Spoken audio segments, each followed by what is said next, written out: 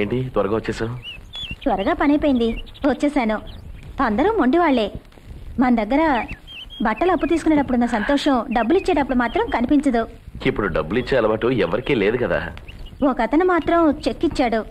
ఏం లాభం, బౌన్స్ అయింది. అయితే కేసు పెట్టండి. దానికోసం 10 సంవత్సరాలు ఎదురు చూడాల్సి ఉంటుంది. అంతవరకు నేను బతికుంటానో లేదో ఎవరికి తెలుసు.